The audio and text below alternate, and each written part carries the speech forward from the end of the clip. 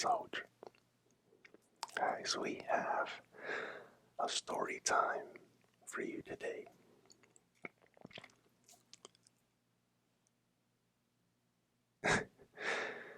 It's not a funny one. It's more of a serious matter of what happened.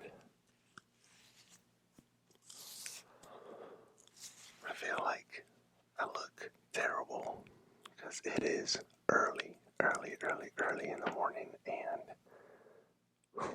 but I wake up extra early for you guys so I can create this content. So get up and relax.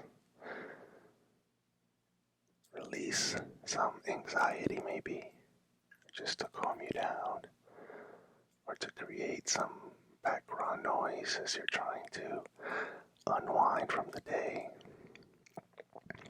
But let's get into the story, shall we? So about 2 weeks ago, my commander pulls me and a co-worker aside and lets us know that we are going to be assisting another brigade in validating and grading their retrans team. Now, a retrans team is short for retransmission.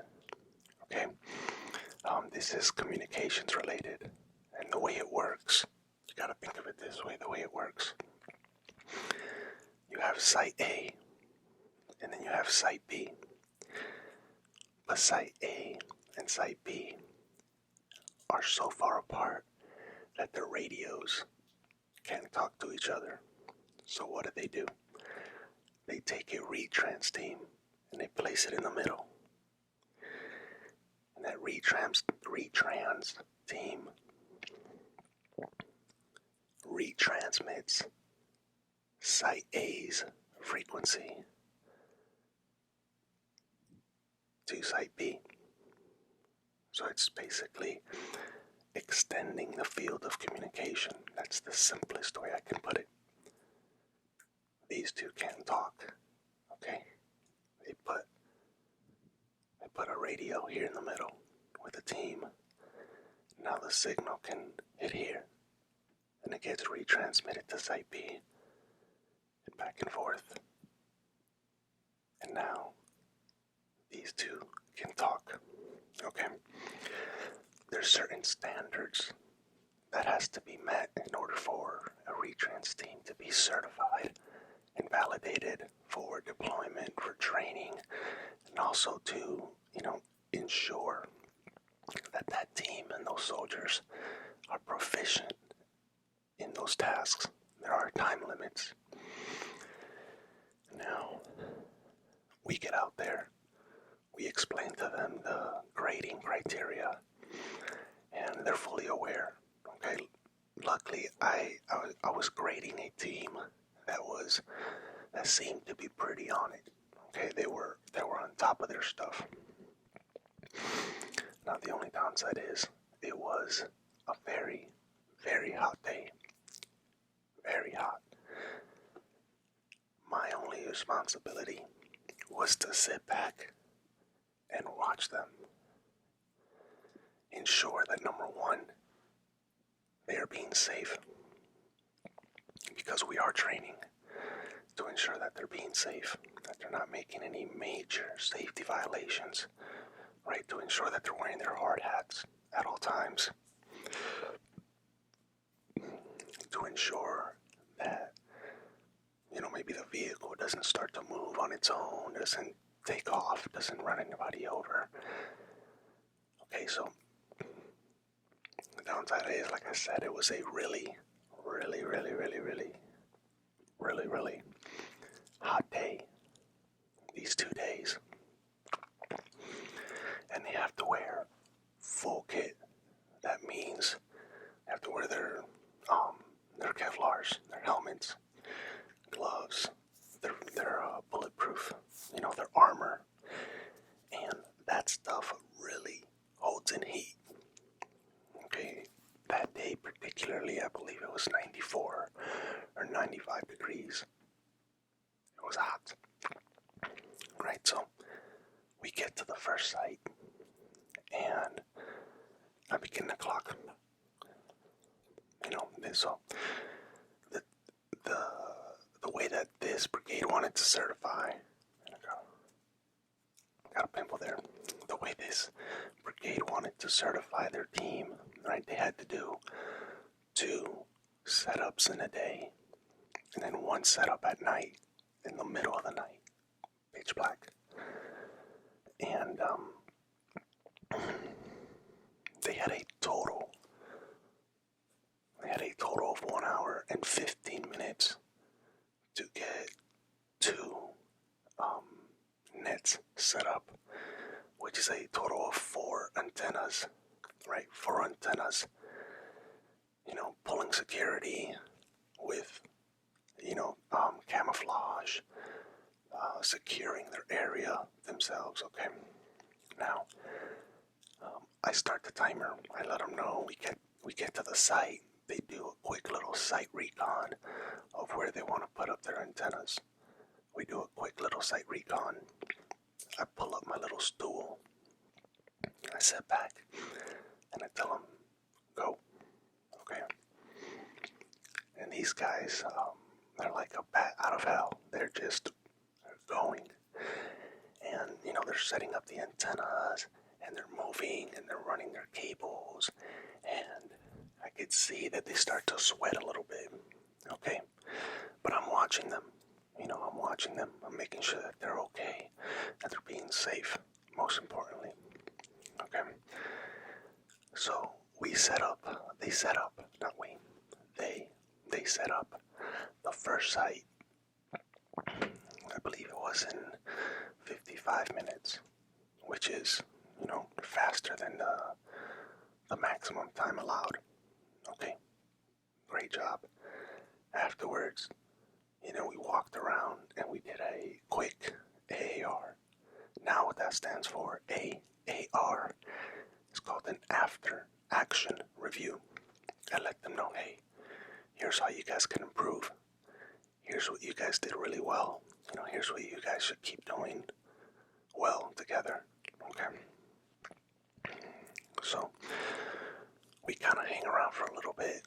We wait for the radio call to say, hey, break everything down and go to your next location. Alright, so we get the call. Okay, they break everything down. They pack it all up. We get in the vehicle. And then we go to our next site. And then we do it all over again, right? We pick a good spot. They do their little recon of where they want to set up their antennas. And then I hit the timer. Go. Same thing. These guys are like a bat out of hell. They're just going and going and going. Only thing is, this time, I noticed one of the soldiers. Right, he was a younger soldier. He was in for about 4 years. Still kind of new in the army. 4 years. You've experienced some of the army, but there's still a lot that you don't know, right? So it's called TCCC, right? And it's a bit of advanced medical training in the sense of like combat care. It stands for Tactical Casualty Combat Care. Okay, it's a good, an excellent course. They teach you how to do tracheotomies in the middle of combat. They teach you how to puncture the rib cage to open up a collapsed lung. They teach you how to really take care of yourself and your buddies if you're in combat and one of you gets injured. They also go over a lot of different things, like your breathing if you're injured, cold injuries or hot weather injuries. So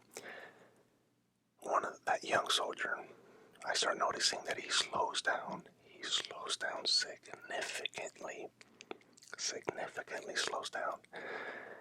And mind you, it's been maybe an hour since they set up. They ate some food, they've been drinking water, but it's still in the 90s. They're still in full kit, and they just have all this heat trapped in, right?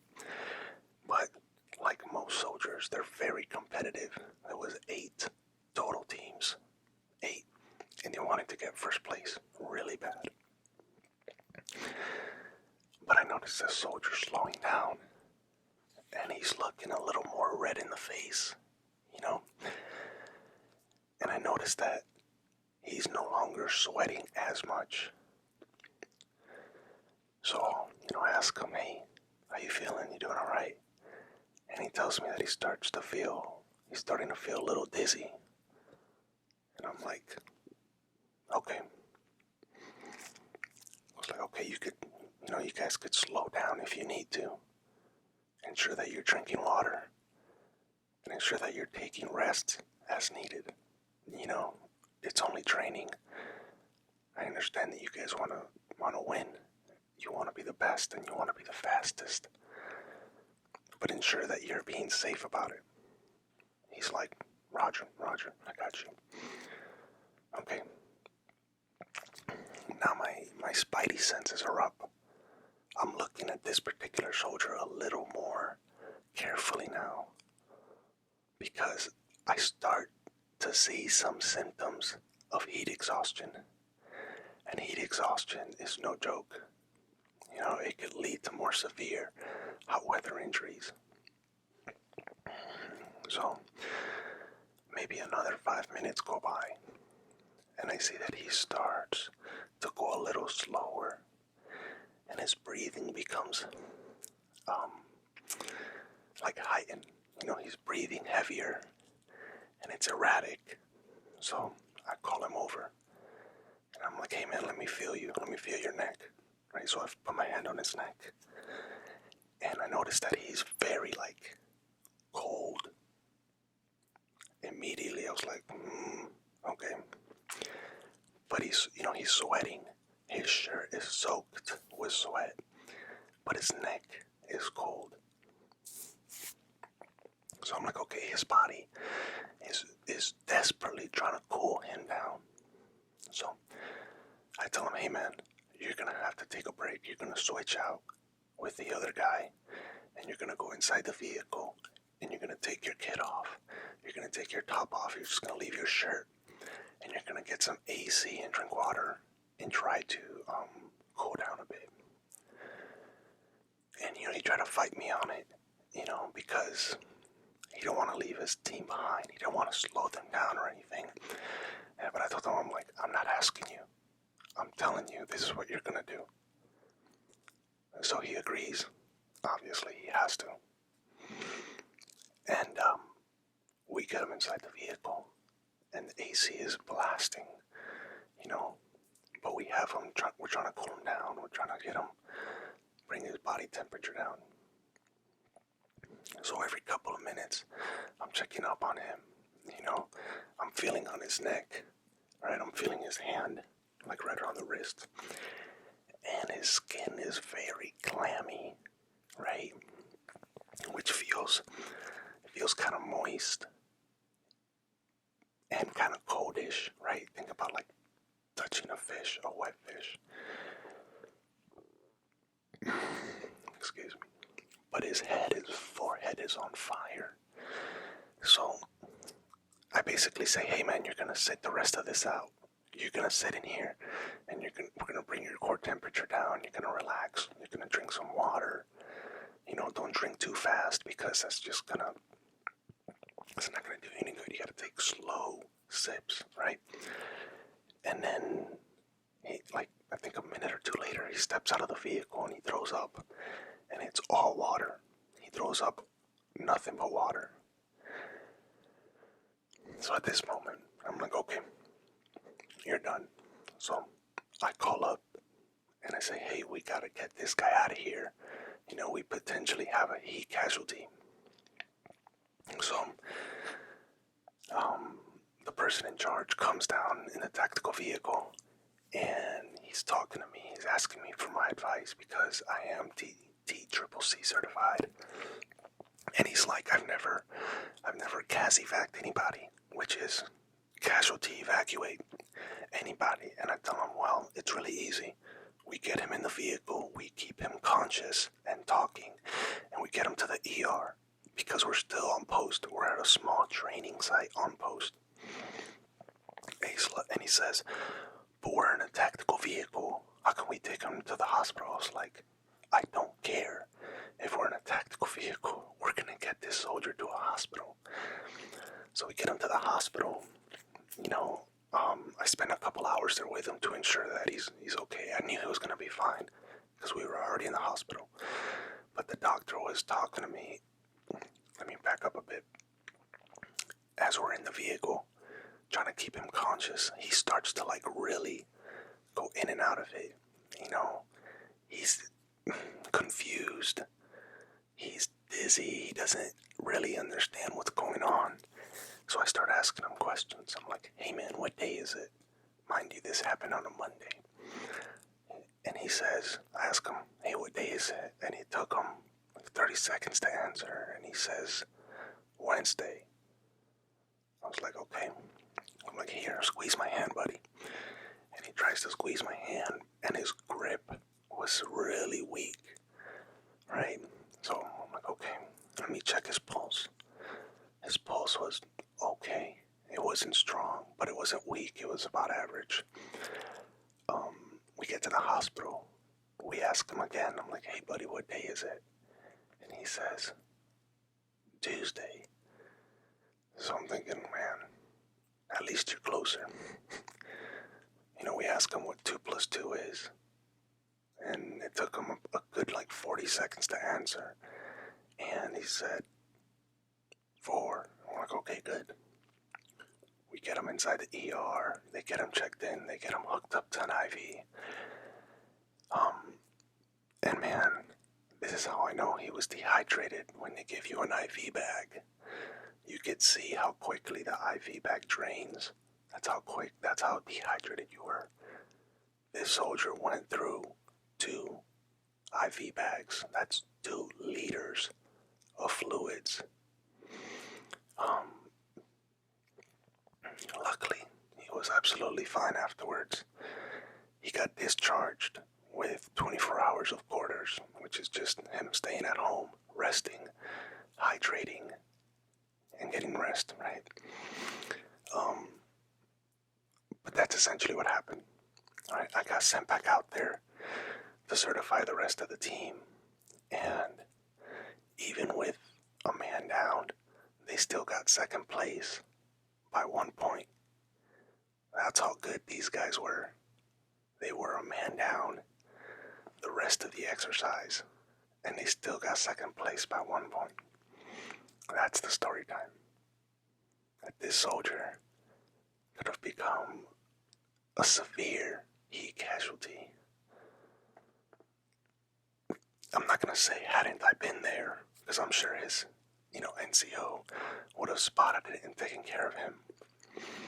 But sometimes you need a third-party, unbiased observer to say, hey, this is training. It's good to train hard, and it's good to train to realistic standards, but your safety trumps this training. You're no good to this team. You're no good to the Army if you're dead. And he already had the training. They were just recertifying and kind of having a little competition amongst the brigade, right? But I didn't care. I did not want that soldier's injury on my conscience. So I saw him today, and he's doing well. And I'm just glad he is. So if you're ever working out in the hot sun, all right, look out for symptoms of dizziness, confusion, cold, clammy skin, which is like touching a fish, right? If you touch yourself or if you touch someone else, and it's kind of moist and cold, but it's hot outside, and they've been working outside. That's a symptom. of a heat injury, right? This soldier had heat exhaustion. You know, that's what that is. So you want to ensure that drinking plenty of fluids, plenty of electrolytes, and that you're taking a good work to rest cycle. So if you're working 10 hard minutes in the sun, you want to take a good 30 minutes of rest. That's, if it's extremely hot, that's if you're not conditioned, it's if you're dehydrated. But at the same time, it could happen to anybody. You could be well hydrated, well conditioned, but if you're just overworking yourself in the sun, in the heat, with no way of your skin and your core temperature staying somewhat cool, this could happen to you too. Okay, so overall, I'm glad that he's okay, obviously, and I'm glad that the team still did really well. They all rallied around him and ensured that he was okay, and then they drove forward and they crushed the mission. Anyway, guys, this has been a story time with ASMR Soldier. If you want to see the pictures of what the field looked like for me on Monday and Tuesday, the link is in the Patreon. And I thank you for clicking on this video and clicking on the like button. I will be going to school very soon, so I will be trying to post while I'm out there, but it's going to be extremely difficult. I thank you guys, as always, for all your love and support. And I want you to remember, I've got your 6.